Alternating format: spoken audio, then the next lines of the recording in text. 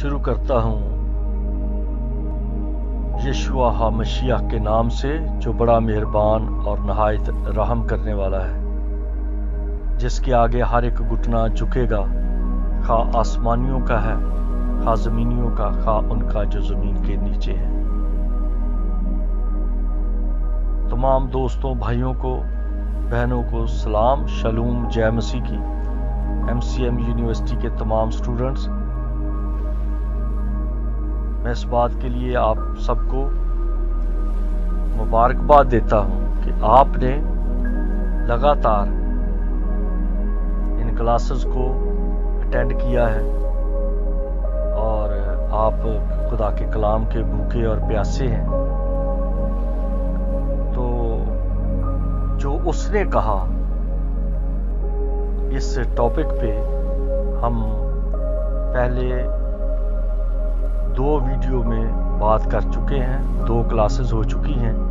अब तीसरी क्लास जो है वो है कि कूश किस तरह से मीर बना और उसके नाम से कश्मीर बन गया। उसने वो सारे चाइना के साइड के और नेपाल साइड के, भूटान साइड के पहाड़ों पर कब्जा किया और ये कश्मीर, कूश की पहाड़ियां उसके नाम से कहलाना शुरू हो गई। उस खित्ते का नाम रखा दिया गया कश्मीर, यानी कि कूश जो है वो मीर है, कूश जो है वो नवाब है, कूश जो है वो लीडर है, वो रहनुमा है। तो वो सारी की सारी पहाड़ियां कश्मीर के नाम से बन गई। और आप गूगल पे जाके तो माउंटेन कूशी देख सकते हैं। और ये कूशी जो पहाड़ था उस पे ही बुद्धा ने डेरा लगाया और उसके साथ की तमाम चोटियां जो हैं उनको ही कश्मीर कहा जाता है। और कूश का जो बेटा नमरूद था, उसने अपना डेरा कूर के नाम से एक बड़े मैदान में लगा दिया और वहां पर उसने एक शहर आबाद किया जिसे बाबल कहा जाता है। और बा का मतलब होता है जोर, बाबल। और जो जोर वाला खुदा है, जो बल है, बल ये पंजाबी का भी लफ्ज है, संस्कृत का भी है। ये तो बल की बात है, ये तो जोर की बात है। बल से बैल है और बैल से बाल है और बाल से बाल देवता है, यानी जोर वाला, ताकत वाला, हिम्मत वाला। और फिर आप बैल की बात को आप देख सकते हैं, इसीलिए तो उसको बाल देवता भी कहते हैं, इसीलिए उसको गौ माता भी कहते हैं। ये मेरी वीडियोस हैं, बड़ी डिटेल से हैं कि किस तरह से ये गॉड से गौ, गौ से कौ, कौ से किस तरह से आगे ये गौ बन के गॉड कैसे आ गया, जद से गद कैसे बना और किस्मत का देवता कैसे बना। ये वीडियो ऑलरेडी है, आप उनसे इस्तिफादा हासिल कर सकते हैं। तो मेरे दोस्तों,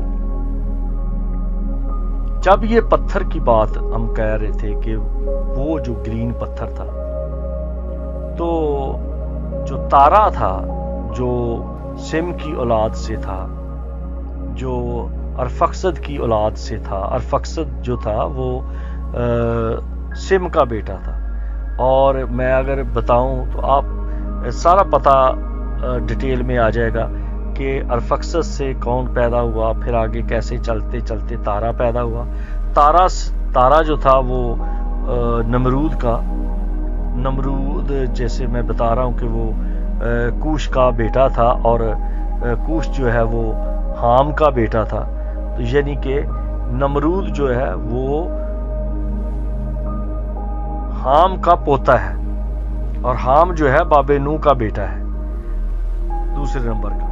तो नमरूद ने अपने पास तारा को अपना चीफ ऑफ आर्मी स्टाफ बनाया और उसकी ये कमिटमेंट थी कि जो कोई मेरा चीफ ऑफ आर्मी स्टाफ है वो अपने बेटे को मेरे सामने कुर्बान करे اور ثبوت دے کہ وہ مجھ سے کتنا محبت رکھتا ہے.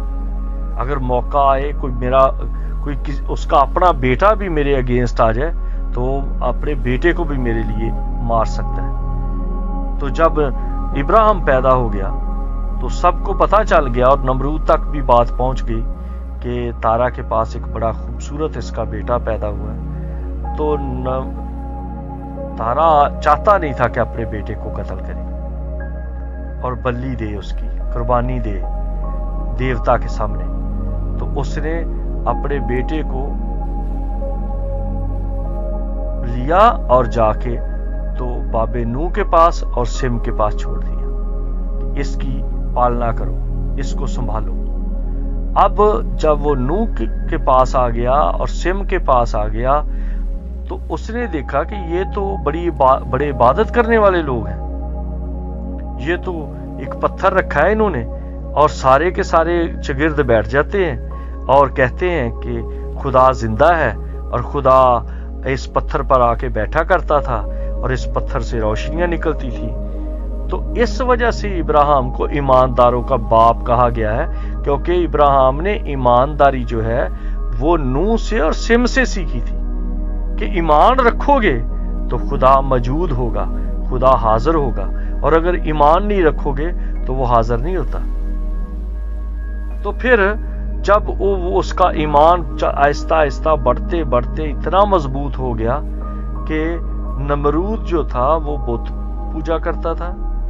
تو جب یہ 7 سال کا تھا ابراہیم، جب وہ نوح اور سم کے پاس آیا اور نوح اور سم کے پاس وہ 33 سال رہا، یعنی کہ ٹوٹل ملا کے 7 اور 33 ملا کے 40 سال کا تھا جب ابراہیم واپس گیا اپنے باپ کے پاس، تارا کے پاس. اور پھر ابراہیم بھی آرمی میں آ گیا،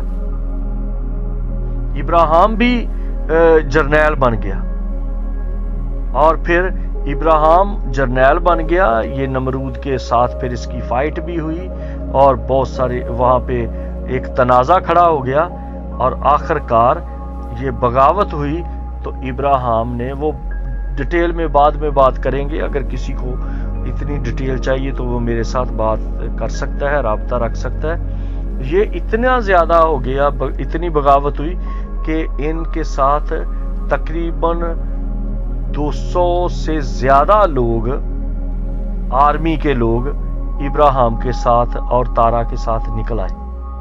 انہوں نے اور کو چھوڑ دیا اور یہ حران میں آ گئے. یہ حران جو ہے یہ آج کے دور کا جو کردستان ہے، جو ترکی کے ساتھ کا ایریا کردستان، اس ایریا میں جا کے رہنا شروع ہو گئے.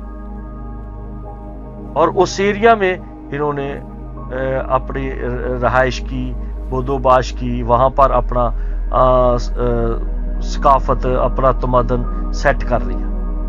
لیکن خدا نے کہا نہیں. آواز آئی پھر ابراہیم کو، کیونکہ ابراہیم کی عبادت نے یہاں تک سلسلہ سیٹ کر لیا تھا کہ خدا اب آواز دیتا تھا، ظاہر نہیں ہوتا تھا لیکن آواز کے ساتھ بات کرتا تھا. تو آواز دی کہ ان کو چھوڑ اور تو پھر چل اسی جگہ پہ، یہ اسی جگہ جو آج کا موجودہ اسرائیل ہے، اس جگہ پہ جا جہاں پر نوح ہے بیٹھا ہوا، جہاں پر سم بیٹھا ہوا ہے. تو ابراہیم جو ہے وہ اپنی بیوی کو لے کے تو ملک کنعان میں آ گیا.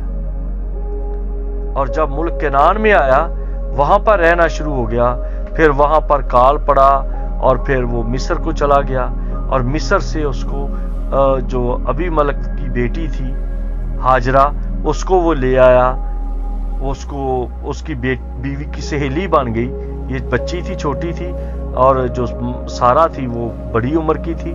لیکن یہ دونوں ابی ملک کے گھر میں ہاجرہ کی اور سارا کی اچھی دوستی بن گئی. تو جب وہ ساری سٹوری اور ہے، لیکن میں اس کو شارٹ کٹ بتاتا ہوں کہ جب وہ ابی ملک نے واپس کر دیا سارا کو کہ تو واپس چلی جا اپنے ہسبینڈ کے پاس، تو ہاجرہ نے کہا کہ میں بھی اس کے ساتھ رہنا چاہتی ہوں، میں نہیں اس سے جدا ہوں گی. تو تو پھر ابی ملک نے کہا کہ اس لڑکی کو ساتھ ہی لے جا۔ یہ بعد میں اس کو لونڈی کا نام دیا گیا ہے، وہ لونڈی نہیں تھی، وہ تو سہیلی تھی، وہ تو پیار کرتی تھی سارا کو، سارا کی ہیلپ کرتی تھی، سارا کے ساتھ رہتی تھی، اور جب وہ جوان تھی، اتنی جوان نہیں تھی لیکن جوان تھی، تو وہ سارا کی ہیلپ کرتی تھی، اس کے ساتھ رہتی تھی، اس کو پیار کرتی تھی، تو وہ سارا اسے ساتھ ہی لے آئی۔ جب وقت آیا تو سارا نے اپنے ہسبینڈ کو یعنی کہ ابراہیم کو کہا کہ ہمارے پاس کوئی اولاد نہیں، تو تو اس لڑکی کو لے لے، اور تو اس سے، کیونکہ یہ میری سہیلی ہے، میرے ساتھ رہتی ہے، تو اس کو لے لے تاکہ اس سے اولاد ہو جائے۔ اور آپ سب جانتے ہیں کہ وہ پھر اسماعیل پیدا ہوا۔ خدا نے اس کی آواز سن لی، دعا سن لی، سارا کی دعا سن لی، اور ابراہیم کی دعا سنی، اور اسماعیل پیدا ہوا۔ اور اسماعیل کے لیے ابراہیم نے دعا بھی کی، برکت کی۔ تو لیکن پھر تنازع ہو گیا کہ پہلے تو سارا نے خوشی خوشی ہاجرہ کو دے دیا اور اس سے بیٹا ہو گیا، بعد میں سارا اس سے جیلس ہو گئی، ناراض ہو گئی، اس کو گھر سے کہا کہ نکال دو، لیکن ابراہیم دکھی ہوا اور کئی بار گھر میں جھگڑا بھی ہوا، لیکن خدا نے پھر اس میں انٹرپٹ کیا، خدا انوالو ہو گیا، اور خدا نے کہا ابراہیم کو کہ جو تیری بیوی کہتی ہے وہ کر۔ جب ہم خدا کے ساتھ اتنے قریب ہو جاتے ہیں تو خدا ہمارے خاندانی معاملات میں بھی مداخلت کرتا ہے، وہ ٹوٹنے نہیں دیتا، جوڑ دیتا ہے۔ خرابیاں تو ہوتی ہیں، جھگڑے تو ہوتے ہیں، اور بدمزگی بھی پیدا ہوتی ہے، لیکن خدا تباہ نہیں ہونے دیتا۔ تو خدا نے کہا ابراہیم کو کہ تو اس طرح کر، اس لڑکے کو لے اور اس لڑکی کو بھی لے، ہاجرہ کو، اور ان کو گھر سے کسی اور جگہ بھیج دے، میں ان کو بھی سنبھالوں گا۔ ابراہیم نے دعا کی کہ کاش یہ جیتا رہے، تو خدا نے کہا تو فکر نہ کر، اس کے ہاں رئیس پیدا ہوں گے، نواب پیدا ہوں گے، لیڈر پیدا ہوں گے، تو فکر نہ کر۔ تو جب اسماعیل کو گھر سے نکال دیا، ہاجرہ کو گھر سے نکال دیا، تو پھر ابراہیم نے بڑا غم کیا، اور باب نو کو اور سم کو کہا کہ ہم تو میں اس وقت کو یاد کرتا ہوں جب اسماعیل بھی بیٹھ کے ہمارے ساتھ دعا کرتا تھا، اب وہ اکیلا کیا کرے گا اس بیابان میں، عربوں میں، خالی جگہ پہ کیا کرے گا؟ کہ کس خدا کو دعا کرے گا؟ کہاں، کیسے وہ خدا کو ڈھونڈے گا؟ کیسے خدا کے ساتھ اس کا رابطہ ہوگا؟ اس کا کمیونیکیشن کا سلسلہ، اس کا نیٹ، اس کا ریسیور تو کیسے ہوگا؟ تو باب نو نے اور سم نے کہا کہ یہ پتھر پھر اس کو دے دے، ہم چلے جایا کریں گے اس کے پاس دعا کے لیے، خدا کی حضوری کو محسوس کرنے کے لیے۔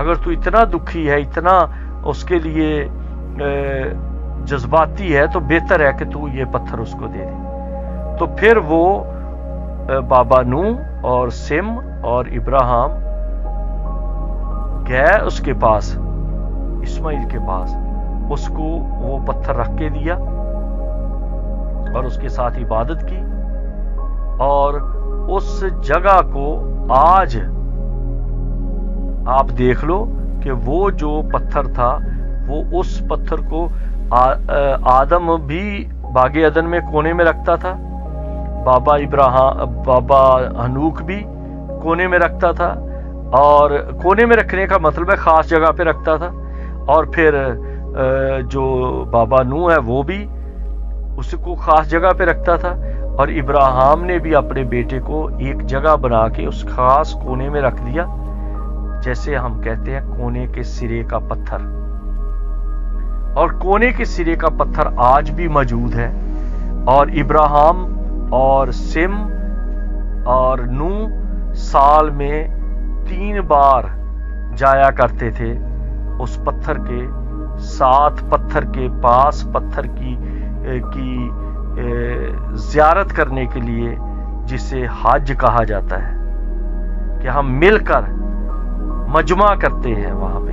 जमा होते हैं और इबादत करते हैं कि खुदा मौजूद है, खुदा अपने वादों में सच्चा है और खुदा अपने वादों में पक्का है, खुदा अपने वादों को भूलता नहीं, खुदा अपनी इज्जत को महफूज रखता है, अपनी इज्जत को खराब नहीं होने देता। तो फिर उसी से ये सिलसिला चलता गया और बनी इसराइल से भी लोग जाते रहे, देखते रहे कि ये वो पत्थर है। लेकिन इसहाक की जो परवरिश हुई है, जब इसहाक पैदा हुआ उस वक्त उनके पास कोई पत्थर नहीं था, उसके वक्त सिर्फ यकीन था कि खुदा है और वो सुनता है। क्योंकि पत्थर की जगह पे 3 लोग आ गए इब्राहिम के पास और कहा कि तेरे बेटा होगा। उस वक्त इस्माइल उधर ही था, पत्थर भी उधर ही था, लेकिन बाद में ये हुआ सारा कुछ, क्योंकि इस्माइल और इसहाक दोनों खेलते थे और हुटिंग भी करते थे, छेड़ते भी थे एक दूसरे को। तो आप अंदाजा करो कि खुदा जो है वो कितना अजीम है। और यस्सु को भी कोने के सिरे का पत्थर कहा गया है। और अगर आप इंटरनेट पे देखें उस पत्थर की तस्वीरें तो आपको पता चलेगा कि उस पत्थर का रंग पहले ग्रीन था, बाद में वो काला हो गया और अब वो रेडिश हो रहा है, वो उसका रंग बदल रहा है। और उस पत्थर के अंदर 2 तख्तियां हैं, जो मूसा की तख्तियां थी हुरब पहाड़ पे, वही तख्तियों का उसमें मुकम्मल तस्वीर नजर आती है। यानी कि वो पत्थर जिंदगी वाला पत्थर था और इंसानों के भोसों ने, इंसानों के चूमने से उसके इंसान का गुनाह, इंसान की नाफरमानी, नालायकी ने उसको स्याह कर दिया, उसको तारीक कर दिया। अदम मौजूदगी खुदा की काले रंग की का सबूत है कि अदम मौजूदगी है। और फिर उसको चूमने की वजह से फिर क्या हुआ, जब यहूदा अस्करियोती ने यस्सु को चूमा तो चूमने के बाद यस्सु तारीकी में है, एली एली लमा शबकतनी, ऐ खुदा तूने मुझे क्यों छोड़ दिया। क्योंकि जब गुनाह है, चूमने की वजह से, गुनाह की वजह से, बेतरतीबी की वजह से, मुनाफिकत की वजह से, खुदगर्जी की वजह से